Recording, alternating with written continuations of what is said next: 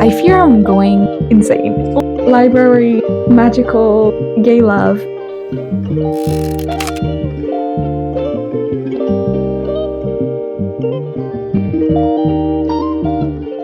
Hello, long time no talk. I have been not reading for a while now. Some things happened. I got into a very deep reading slump, and I also got super obsessed with Stardew Valley. So I play that every day now, and I love it so much. And I haven't been reading, and I want to get back into my reading habit because I miss it. And one of the best ways for me personally to get back into reading after a reading slump is to reread books I already know I love. And I love to reread so much. I have reread my favorite books countless times because it's one of my comforts in life, you know. Some people rewatch TV shows or movies over and over again. I reread my favorite books, and yeah, so that's what we're going to do in this video. I have three contenders that I want to reread. We'll see if I get to all three of them, but these are my three options of books I want to reread. The first one is literally my favorite book of all time. So this book is like when I'm in a reading slump, this is for sure going to get me out of it. I know it, and everyone knows it. And I've read this book like 1,000 times at this point. I pretty much read it every year around Christmas time, actually, because it's the perfect time to read this book. It's literally the book I've named this channel after. So it is The Starless Sea by Erin Morgenstern. Look at how annotated my copy is. I just annotate it even more every time I reread this book. So yeah, this is my favorite book of all time. Oh my god. I want to reread this, like right now. This book is really hard to describe. And I also know that even though this is my favorite book of all time, it's not a book for everyone. So if you don't like magic that doesn't really make any sense, that is not really explained, if you don't like very flowery writing, this book is probably not going to be for you. And I'm aware of that. I'm also aware that these are things that I love so much. This book is made for lovers, like book lovers, literature, stories lovers. It's a love story to books in general. This book is.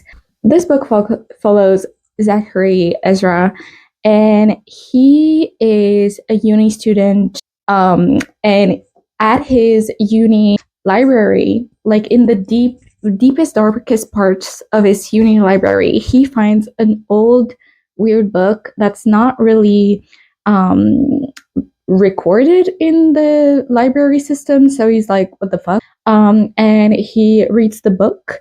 And in this book, there's like a story about him as a child. And that's so fucked. He's like, how can this old ass creepy book without an author name, without like anything, how could this book know about this random time as a child that I found a secret door on a wall? So he's like, I need to discover the secret.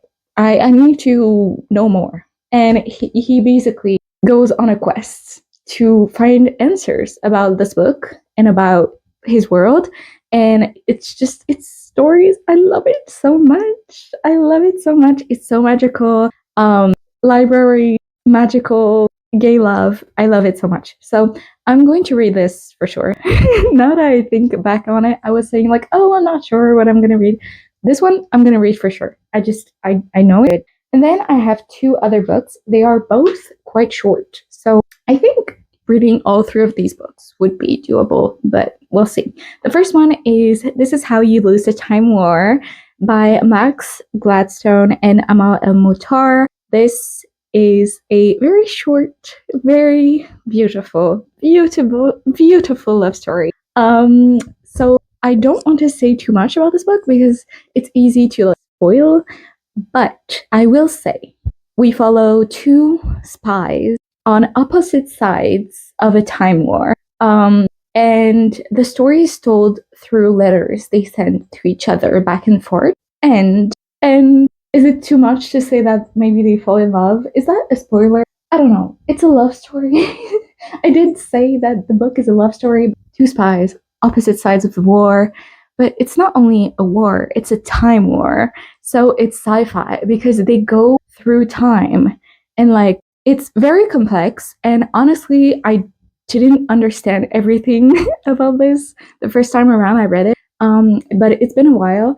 And I'm excited to read this again. I'm excited to feel some emotions again. Definitely remember feeling quite distraught by this book the first time around. I want to reread this so badly. I also want to annotate it because the first time around I just had like a pencil, but I didn't put tabs or anything, and I really want to put tabs in this and like make this book my own because it's such a beautiful queer love story between these two female spies. And like, if there's one thing I love, it's lesbians. Like, it's such a gorgeous love story for sure. If you love love and like the drama of a love story, and you think that modern love is kind of lacking the grandeur, this drama, and you're not too afraid to go into a book that doesn't really explain the sci-fi world where it's set in. You just have to follow along, and eventually you catch up, and you're like, okay, this is what's happening. I would recommend that book so much. And the third book on my reread maybe list is Piranesi by Susanna Clark. This is a short-ish book. It's like barely over 200 pages, and I remember reading this so fast as well. This is another weird one. I feel like all three of these books are kind of weird and genre defying. Like, it's kind of hard to put these books into boxes. This is a fantasy. All three books are definitely like speculative fiction. It's not real life, but is it like fantasy? It's hard to put into a box. We follow this guy named Piranesi, and he lives in this giant house. And this house is weird. It's weird as hell. The back says Piranesi's house is no ordinary building. Its rooms are infinite, its corridors endless, its wall lined with thousands upon thousands of statues. Within the labyrinth of halls, a notion is imprisoned. Waves thunder up staircases. Rooms are flooded in an instant. But Piranesi is not afraid. He understands the tides as he understands the pattern of the labyrinth itself. He lives to explore the house. So, yeah, weird guy in this house full of statues, and it's like this endless house. And then one day, the guy is like, wait, there's someone else here. And that's all I'm going to say about this book. If you're more of like a mystery fan, this book is probably for you, because if you like weird mysteries, because Piranesi is kind of trying to discover this world that he's thrown in, and also trying to discover like who is this other person? I've always just been alone in here. Which book should I start with? I feel like, which book should I start with? I think I'm going to start with This Is How You Lose the Time War. So I will try to read half of this today, but we'll see. Yay, okay, I'm excited about reading. This is a good thing. I already played Stardew Valley today, so like I got my feel of that, so I should not get distracted by that today. So that's good. Yeah, let's get into reading. I'm also going to insert some clips from previous weeks inside this vlog, because I filmed like me making up my little Christmas tree and everything, and like the snow outside and everything, and I feel like those clips going to the trash. It makes me feel sad, even though I wasn't really reading, so I couldn't use it in a vlog. Anyways, I'm going to insert some clips from my past few days in my life as well in this vlog, because I don't know, I've been having fun in like the winter atmosphere, Christmassy vibes, even though I haven't been reading, and that's kind of sad. But other than that, life has been kind of great. So enjoy. And I'll see you once I've started reading. Bye-bye.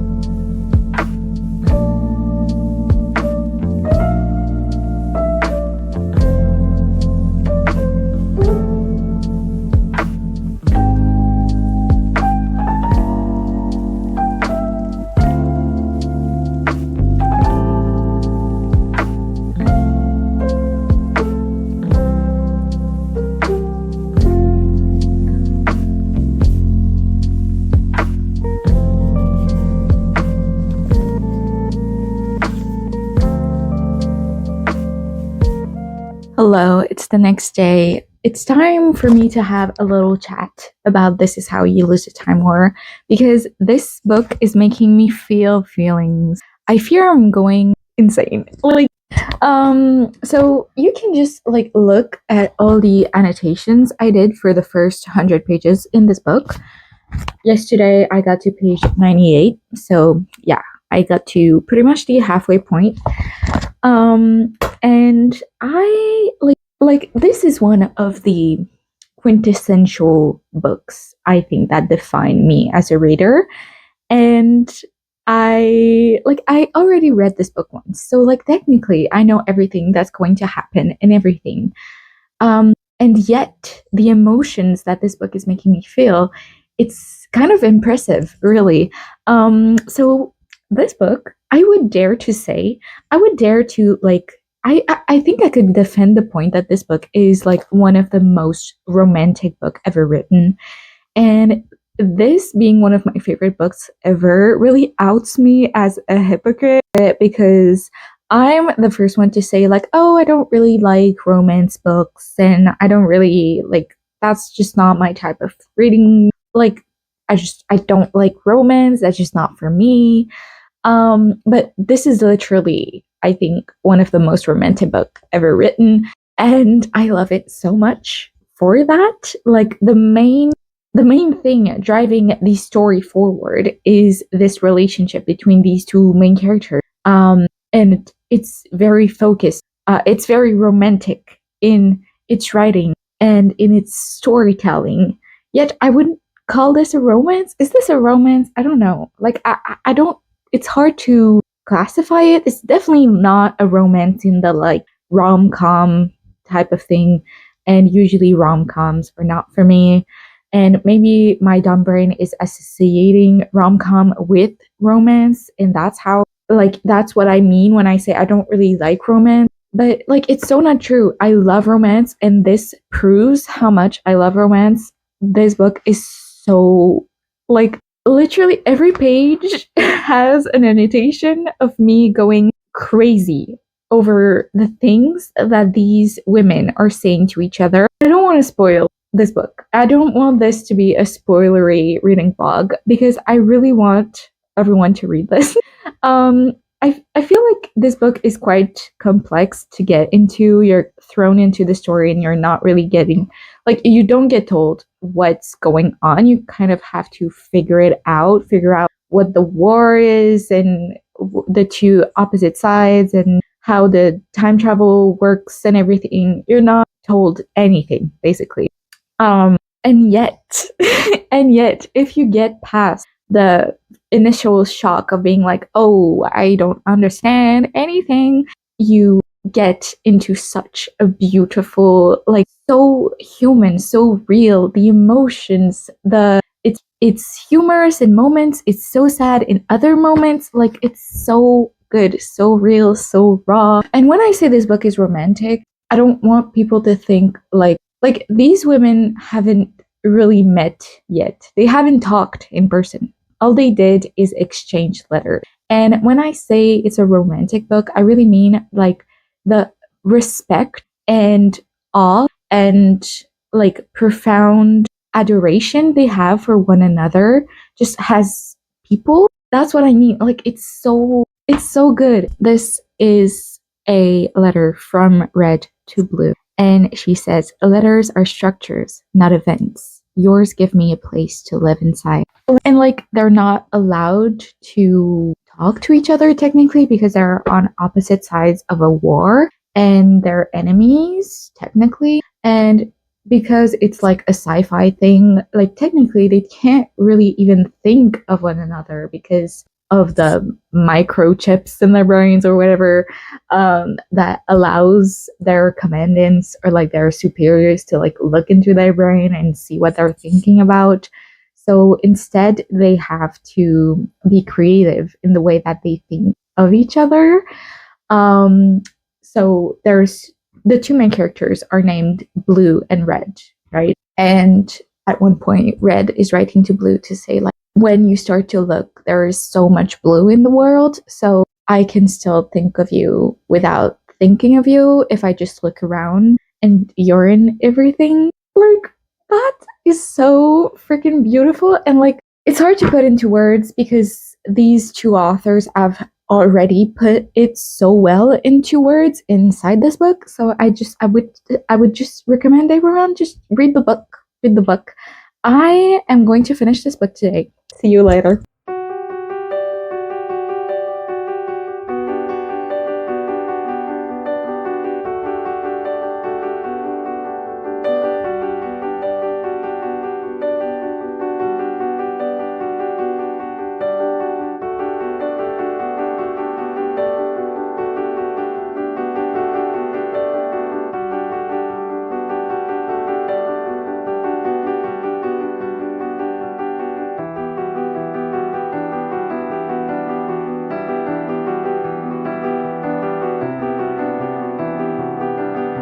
I finished This Is How You Lose the Time War. I stopped filming when emotions got too much because that was too vulnerable for me to put out into the world. But the emotions definitely were felt. Look at all of these tabs. I used so many tabs for such a small book, but honestly, deserved. I love this book so much. I love it. I love it. It's like a masterpiece. I don't know what else to say. It's so well crafted. It involves so many things I love in stories in general. Like, there is this obviously playing with time and story is like something I really like time loops and story through time. It's something that also happens in the Starless Sea and kind of also happens in Piranesi, like remaining vague. Like, it's something I really like. This whole like playing with time, playing with the story, playing with the narrative, where the story ends or begins. It's so good. It's so good. It's so well done. I honestly think like this is one of my favorite books of all time, and rereading this right now just made me feel so happy. This is your sign. Go reread one of your favorite books. Like, this experience is honestly unmatched. Unmatched. And read this book as well. Yes. I'm gonna need like a mental health break. I'm gonna need a few seconds, a few minutes, a few hours. But I'll check in with you after I've started my next book. I'm thinking of picking up Piranesi because it's less like emotional and it's more like fast-paced mystery vibes. So I'm thinking Piranesi next and then ending up the video with the Star Sea. So yeah, first book done. Oh my god.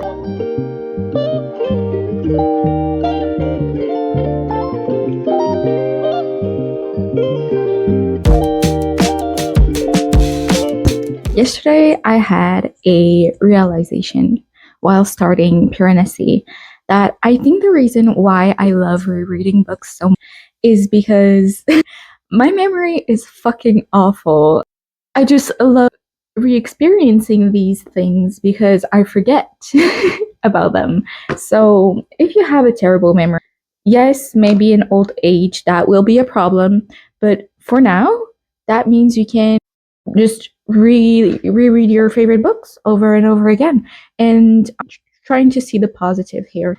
Yesterday, I got to page 35 in Piranesi. This book is told like pretty much only in journal entries, written by this guy, Piranesi, who lives, like I said, in this house that's also the world. His whole life is dedicated to exploring the house, exploring the halls and corridors, and like documenting what he finds. The statues within the hall, and like the weather in the halls, like the waves and in these halls. And he's alone there except for this other guy who basically gathers the research. So Piranesi does the research, and then this other guy comes by twice a week to, what did you find? And then dips. And Piranesi is just like alone in this house. This book is basically focused on Piranesi learning more about the world and us learning more about the world through him as a character. So it's very mysterious. Even the main character doesn't know why he's there. He's just there. That's all he's ever known. And also, he gets called Piranesi by the other guy. But he knows that's not his name. So he's like, I know that's not my name, but that's getting called by this only other guy. So I guess I'm Piranesi, but like that's not my name. But it's like it's unsettling in a way. It's very unsettling. It feels almost dystopian at times because it has this very like it's otherworldly because house that's also the world is like so nonsensical, but it's also dystopian in the way that Piranesi is alone and has to like survive. And I feel like the way I'm describing this is not making it seem interesting at all, but it is. It's so interesting because you're trying to grasp at every little straw of information you could get from this character, from his journal entries, to try to wrap your mind around the craziness that is this. And reading experience of that, I would recommend to pretty much anyone. I'm gonna keep reading. Also, fun update. Yesterday, I kept doing my crochet project that I kind of had abandoned-ish for. I was busy doing other things. It's a crochet project made of these little squares, and yesterday I did a squares, and I'm pretty much done with making of the squares. I only have one square left to make, but I only have this of yarn left. So I need to make one last square and then obviously put all of the squares together. So I'm gonna go to the store today and get more yarn to be able to finish my project. Yeah, I'm enjoying this, and I'll see you either when I'm done with this or when I have something new to say that's not spoilery, because I don't want to say too much about this book. It's too good to say more, you know? Okay, I'll see you.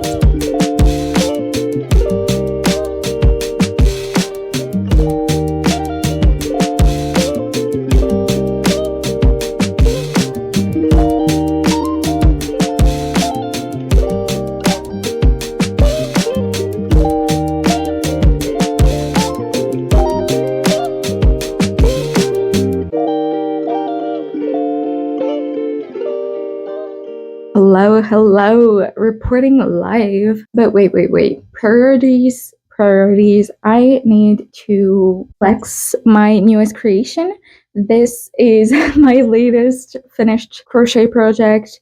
I made a little top sweater thing, and yeah, I made that. So I'm flexing it. Hello, it's pretty great. If you don't like how it looks, please don't tell me. I will not be taking any negative criticism. But if you do like how it looks, please tell me.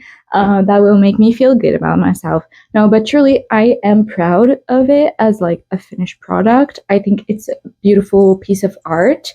I'm not sure how much I'm actually gonna wear it, just because I don't know. Like, I'm not yet sure how I would want to style it, but it looks nice, I think. So yeah, I'm proud of myself. I just finished it a couple of days ago, so it's the newest piece in the collection. It's cute. I like the pattern. I like it. It's just, am I actually going to wear it? Still yet to see. I'm not here to talk about crochet. I'm here to talk about my books. And since we last spoke, I finished Piranesi by Susanna Clarke. So this book, as a reread, was just as enjoyable as the first time reading it.